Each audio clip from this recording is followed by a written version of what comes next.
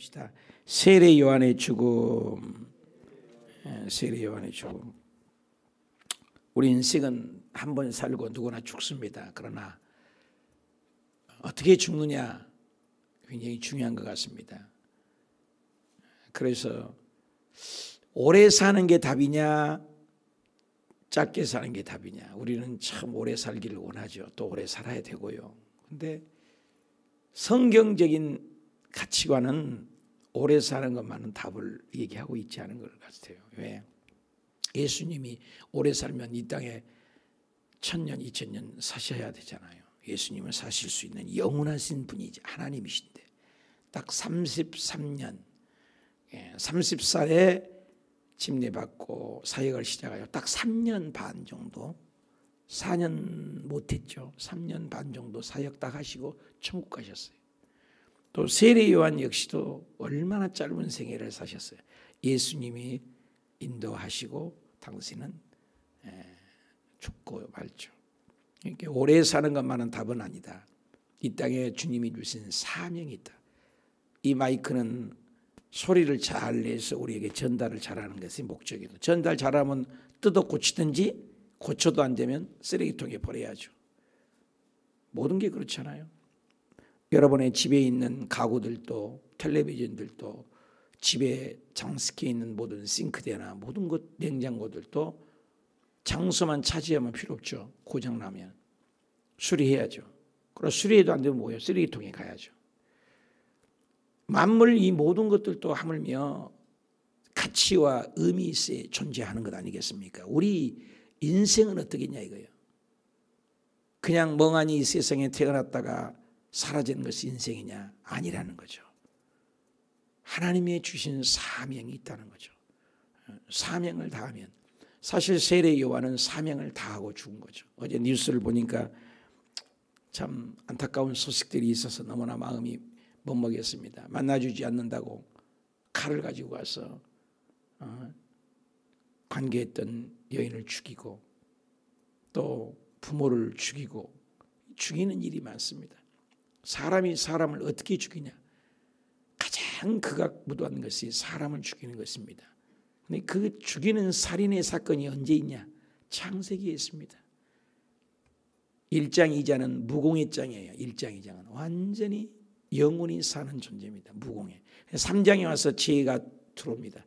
죄가 들어온 다음부터 바로 4장에 살인사건이 가인과 아벨을 죽이는, 형제가 형제를 죽이는 사건이.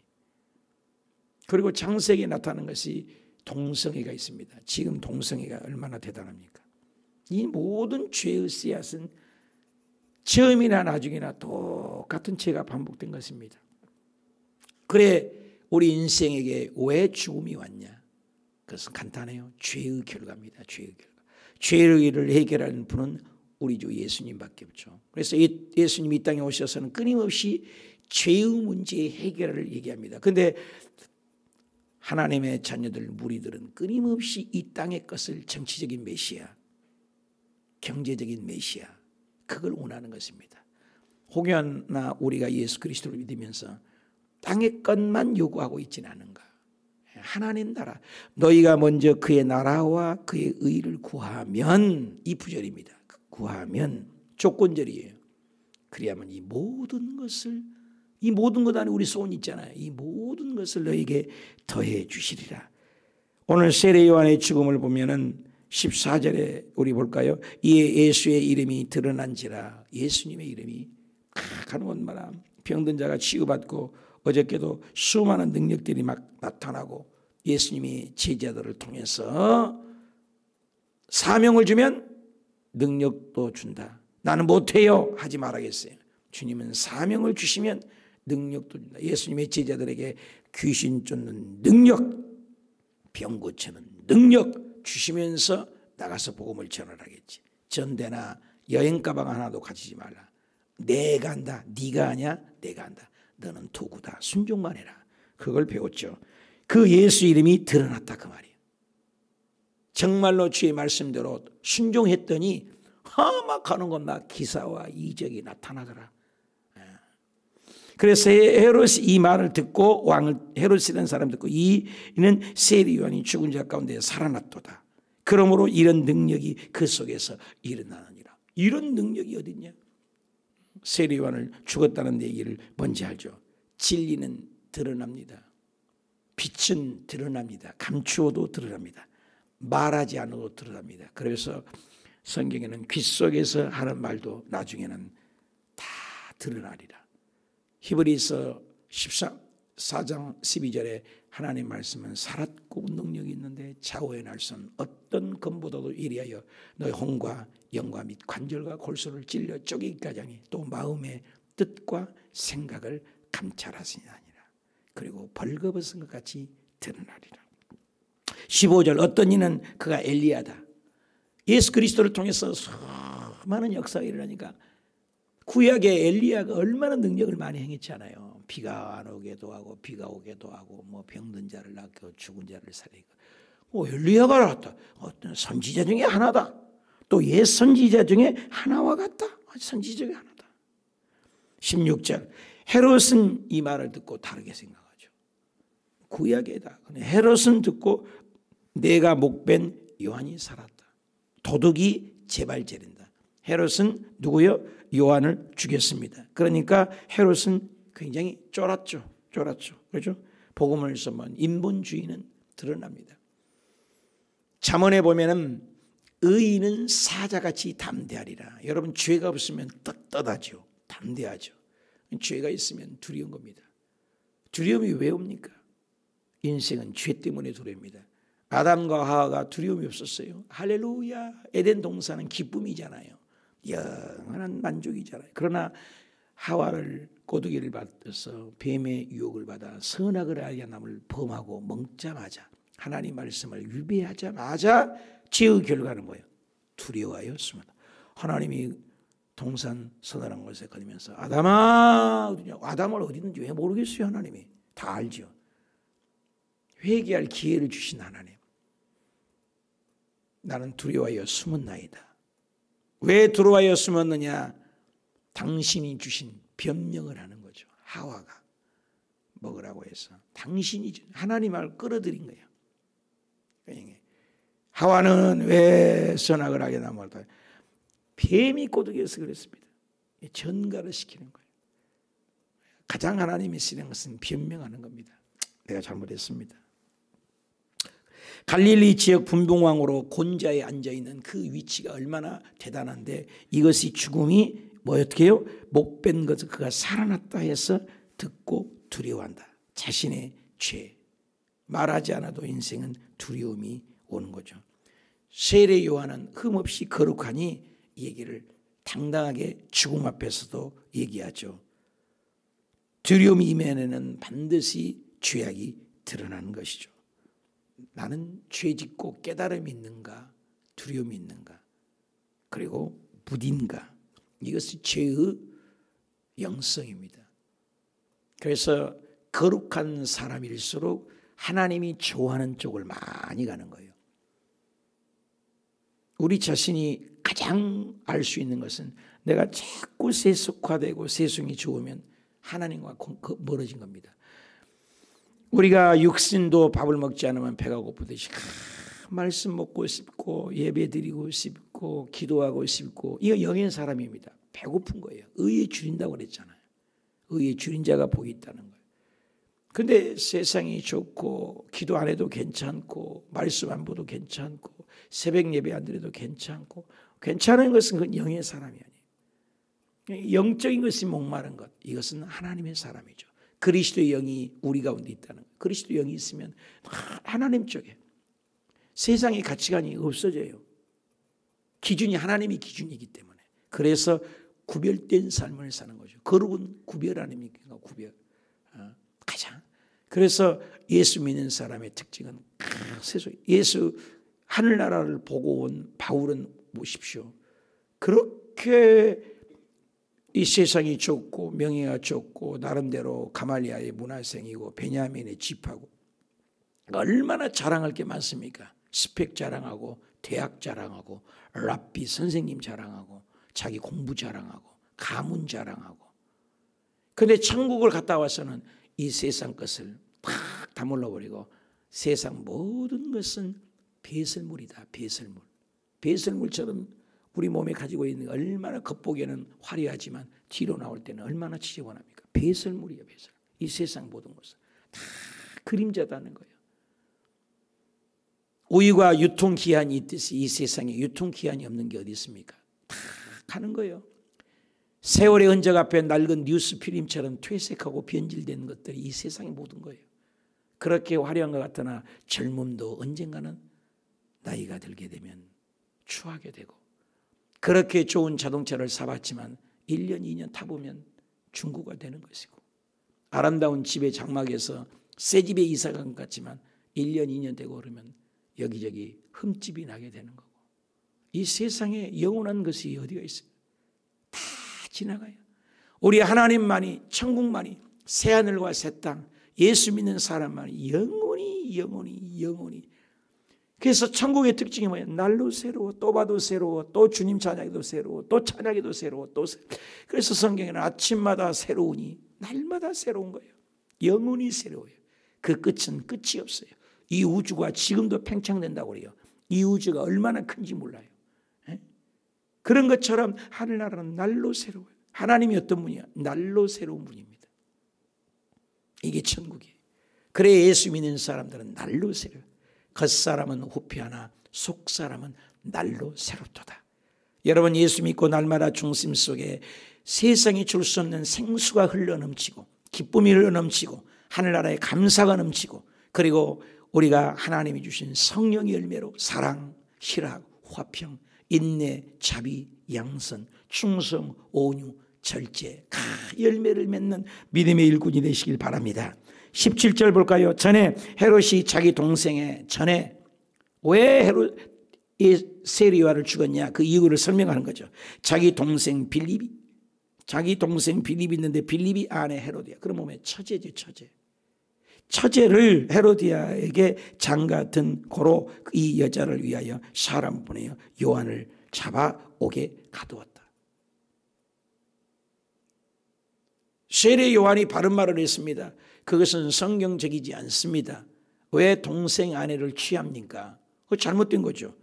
그래서 18절에 이는 요한이 헤롯에게 말해요. 동생의 아내를, 처제잖아요. 동생의 아내면, 그죠? 처제를 취한 것이 옳지 않다 하였습니다. 여러분, 그때 당시, 지금도 뭐 우리 요즘에는 좀 얘기해요. 대통령 얘기도 하고. 그때 당시에 임금에게 한마디 했다. 임금의 말은 국법이요, 법이에요. 그래 우리가 가톨릭에서 나와서 프로테스탄즘에 우리가 개혁주의가 된 이유는, 가톨릭에서는 왕권 신수설이입니다. 왕의 말은 신의 말이다 그래요. 그리고 성경의 말씀 권위 위에 황제의 말을, 교주의 말을 올려놔 버렸습니다.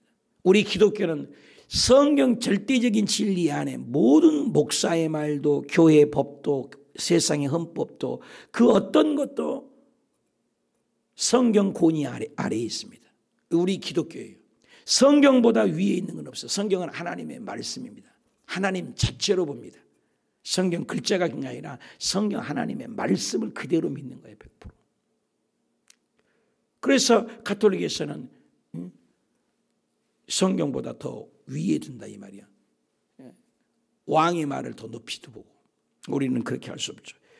그때 당시는 왕의 말은 대단합니다. 국법입니다. 아무리 법이 있어도 왕이 말하면 죽습니다. 그런데 그 하룻강아지 법 무서운 줄 모르고 당신 잘못했습니다 얘기할 수 있는 사람, 우리에게 시선한 부가 크죠.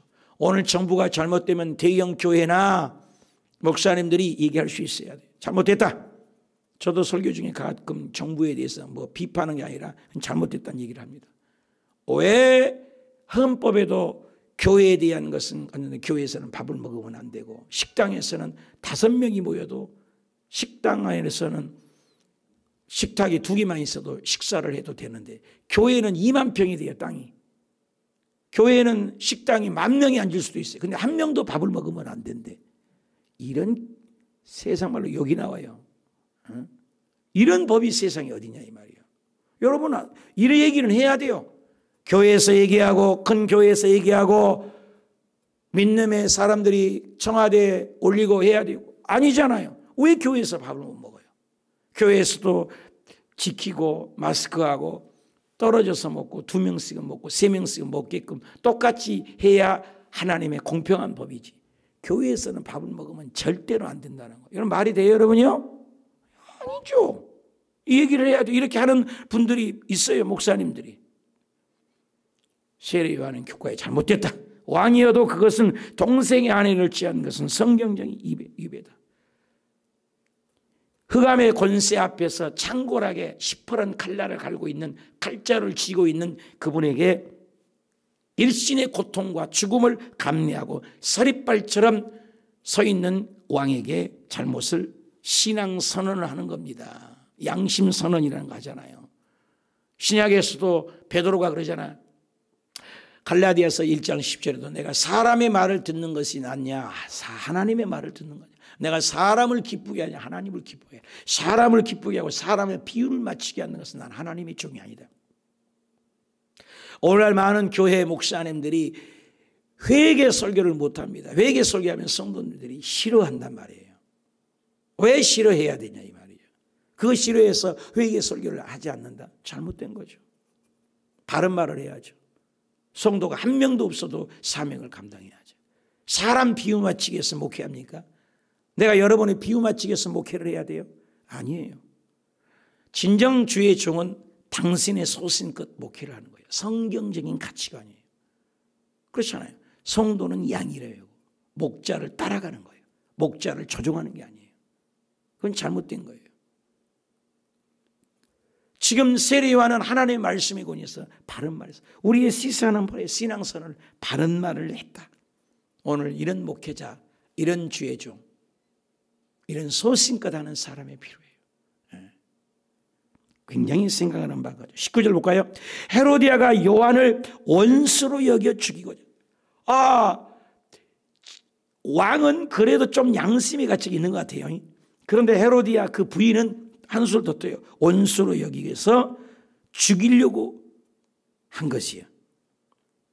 20절 왜 죽이지 못했냐? 헤롯이 요한을 의롭게, 그러니까 일만의 양심이 있는 것 같아요. 헤롯이 요한은 의롭다, 요한은 거룩한 사람으로 알고 두려워했다. 그 두려움이 죄의 두려움이 있었어요. 그리고 보호했다. 그러니까 왕은 그래도 세례 요한이 말해 틀린 말은 아니다. 일만의 양심이 있었던 것 같아요. 그런데 그 부인은 한술 더 떠요.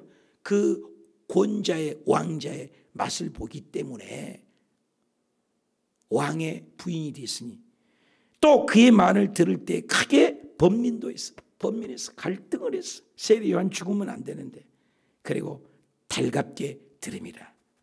동생 안에 처제를 자기 안에 삼은 것은 옳지 않다의 책망을 듣고 양심의 가책이 있었던 것 같아요. 그런데 헤로디아에는 그 요한 그 말 한마디에 투옥을 시키고 감옥에 갇혔습니다.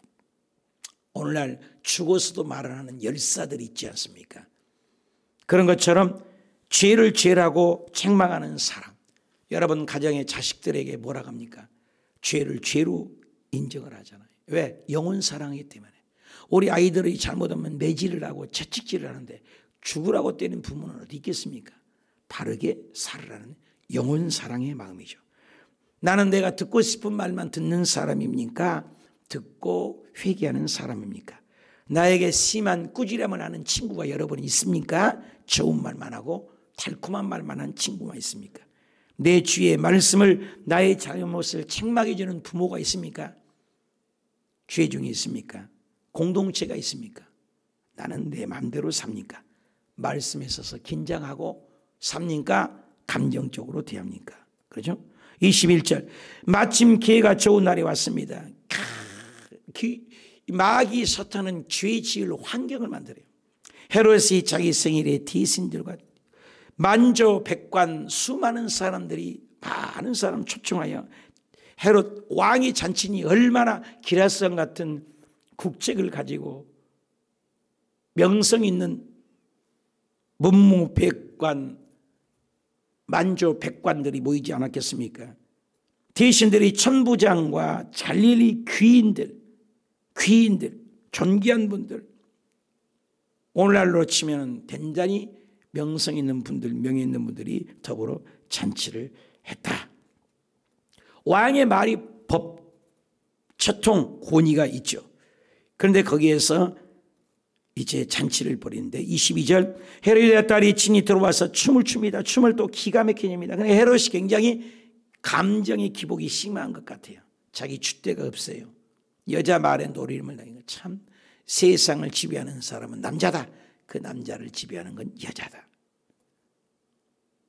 아담이 우주 만물을 창조해 최초의 사람이지만 두 번째 하와의 조종을 받아서 죄를 지었다. 참 여자 참 무섭기도 하고, 그래서 여자는 약하다, 엄마는 강하다. 똑같은 여자인데 그죠? 다르죠. 이 여자가 굉장한 파워가 있어요. 헤롯은 그와 함께 앉은 자들을 기쁘게 앉으라. 왕이 그 소녀에게 이르되 무엇이든지 내게 원하는 것 다 줘라. 너무 좋아가지고 감정이죠. 감정에게 맹세를 한 거죠. 입다가 맹세 잘못해서 자기 딸을 바쳤어요. 맹세 잘해야 되죠. 사울이 맹세를 해서 죽고 말죠. 전립 위기에 있는 것은 맹세를 잘해야죠. 원하는 것을 다 주리라. 23절 볼까요? 맹세했어요. 네가 구하면 네가 내 나라의 절반까지 주겠다. 얼마나 춤 한 번 잘 췄는데 이 대가가 너무나 크지 않아요? 술 한 잔 거뜬히 취해서 만조 백관 앞에서, 문무 백관 앞에서, 다 듣는 앞에서 너무 춤 잘 췄다. 너 원하는 거 다 주겠다. 나라의 절반도 주리라. 그걸 다 듣고 있어요. 얼마나 중요한 위치입니까? 그러니까 24절 그가 나가서 어머니에게, 헤로디아에게 내가 무엇을 구하겠습니까? 어머니.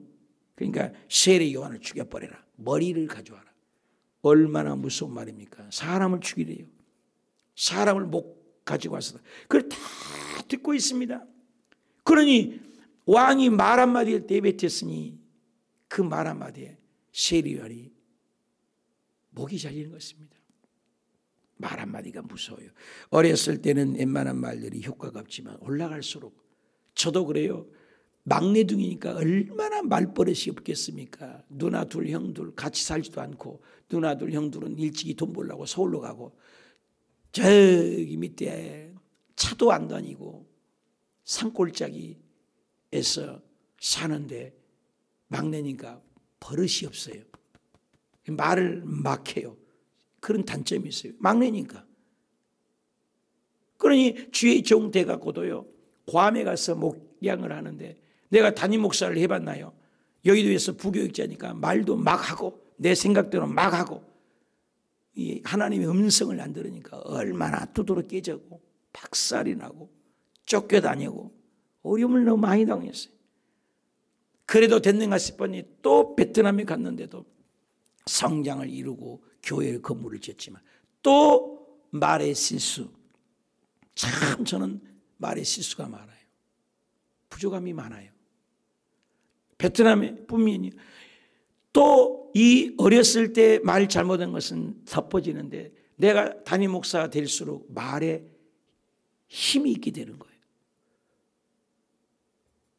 보통 사람은 돌 하나를 픽 던졌지만 개구리는 뇌진탕으로 그 돌에 맞아 죽는다고.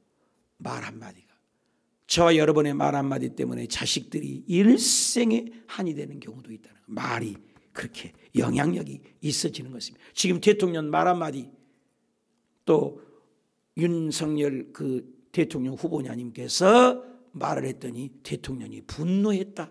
막 신문에 막 방송에 나온 것, 며칠 전에 나온 거 봤어요. 말 한마디 갖고 사과해? 사과 못해? 말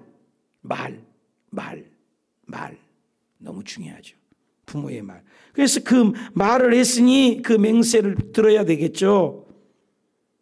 25절 볼까요? 그가 곧 나가서 왕이 급히 들어가서 이르되 세례 요한의 머리를 쏘아내. 세상에 그 말 한마디에 얼마나 무서워요. 사람이 파리 목숨처럼 내게 구하옵나이다 하니 왕이 심히 근심하나 자기의 맹세야. 보십시오. 왕의 말 때문에. 26절 그 앉은 자들로 보세요. 앉은 자들 다 문무백관 사람들이 많이 있잖아요. 그 앞에서 인하여 거절할 수 있다 없다? 거절할 수 있다 없다? 주워 담을 수 없어요. 그래서 그런 말이잖아요. 우리 말은 물과 같이 땅바닥에 쏟으면 그 물을 땅바닥에 물을 쏟아 담을 수가 없다는 거예요. 그래서 말을 한마디면 혀를 15번 휘둘려라. 아이고, 할까 말까 할까 말까 할까 말까 할까 말까 말까 말까 말까 할까 할까 말까 말까 할까 생각을 하고 말을 해라. 말 한마디가 그렇게 중요하다는 거예요. 그러니 그 말로 인하여 앉은 자도 있기 때문에 거절할 수 없다. 27절 왕이 그 시병 하나를 보내어 요한의 머리를 가져오라 명하니 그 사람이 나가서 옥에서 요한이 죽었어요. 순교합니다. 28절 그 머리를 소반에 얹어다가 소녀에게 주니 소녀가 곧 그것을 또 어머니에게 주니라. 29절 요한의 제자들이 듣고 와서 그 시체를 가져다가 장사하니라. 참 말 한마디가 얼마나 중요합니까? 세리 요한이 죽은 다음에도 그 말을 바른 말을 했다는 것에 우리는 죽음 앞에서도 옳은 말을 했다는 것에 우리는 귀한 교훈을 얻습니다. 우리는 할 말은 하고 안 할 말을 안 하고 있는가? 할 말은 못하고 안 할 말을 하고 있는가? 약자에게는 강하고 강자에게는 약하고 있지 않는가? 세리요한은 강자에게도 목숨을 걸고도 성경적이지 않다는 선지자들처럼 할 말을 했다. 우리 인생에 오늘 또 정말로 하나님 앞에서 인생이 짧게 올지라도 이 코로나 가운데서도 할 말을 하고 바른 말을 할 줄 아는 그런 사람이 되어야 되겠습니다. 그래서 세리 요한이 결국 죽고 말았지만 죽음 앞에서도 하나님 앞에서 보상이 따른 겁니다. 성경에는 그래서 오래 사는 게 답이 아니라 오늘 이 대목을 마가가 기록한 이유는 세리 요한이가 바르게 살았다. 비록 짧은 인생이지만 사명을 잘 완수했다. 우리가 달려갈 길을 다 갈 때까지 한 번뿐인 인생입니다. 영원히 살지 않습니다. 죽음 앞에서도 나는 할 말을 하는가? 내가 목숨을 걸고도 전도할 대상은 누구인가? 가족의 누구에게도 성경적인 가치관이 있지 않으면 나는 바른 말을 할 수 있는가? 앞으로는 예수 믿는 사람을 엄청나게 죽일 수도 있는 무시무시한 세계가 다가올 수도 있습니다. 지금은 우리 마지막 때에 삽니다. 전 세계가 진짜든 가짜든 통솔한 시대. 이제는 핸드폰 하나로 경기도부터인가 김포에서부터인가 핸드폰 하나가 되면 그냥 타면은 자동으로 앱 깔면 결제가 된대요. 카드 찍잖아요. 찍을 게 없어요. 이제 차를 그냥 내가 핸드폰이 그냥 타면 돼요. 그리고 또 핸드폰이 신분증을 대면한대요. 신분증, 주민등록증 안 내놔도 돼요. 핸드폰 딱 내놓으면 주민등록증이 되는 거예요. 지금은 앞으로. 신문에 나왔어요. 이게 주민등록증입니다. 여러분. 이런 세상이. 그리고 이런 것이 이마나 오른손에 이렇게 우리에게 새겨져 넣는다면 충분히 가능한 전 세계 성경 말씀처럼 통제하는 시스템으로 좋든 싫든 가고 있습니다. 이번에도 코로나가 확진했다 안 했다 어디 갔다 안 갔다 바코드 여러분 찍잖아요. 참 우리의 동선이 기록되는 세상인데 이번에 사람을 죽이고 어디 가서 죽인 거 그냥 또 찾아낸 거 보십시오. 어마어마한 세상에 다가오는데 우리는 바른 말을 하고 예수 믿으라고 하고 생명을 전하는 사람인가? 사람을 죽이는 말을 하는가? 바른 성경적인 가치관으로 오늘 또 살아내는 믿음의 일꾼들이 되시기 주님의 이름으로 축복합니다.